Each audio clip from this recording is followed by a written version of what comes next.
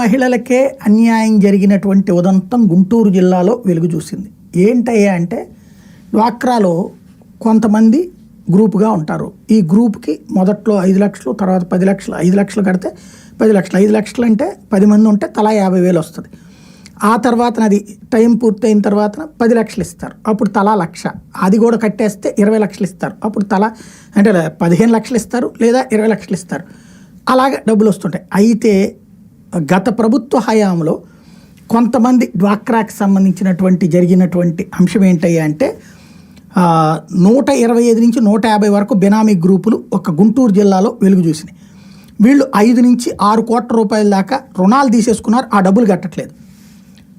గ్రూపులో కొంతమంది కట్టకపోయినా మొత్తం గ్రూప్ మీద పడుతుంది, గ్రూప్ ఆస్తి మీద పడుతుంది, గ్రూప్ దాచుకున్న పొదుపు మీద పడుతుంది.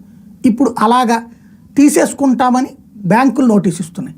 ఏం చేయాలో అర్థం కానటువంటి బాధ డ్వాక్రా మహిళలది. ప్రభుత్వం సీరియస్గా దీని మీద దృష్టి సారించి ఎవరా ఎగ్గొట్టారో వాళ్ళని పట్టుకొచ్చి వాళ్ళ నుంచి రికవర్ చేయాలి.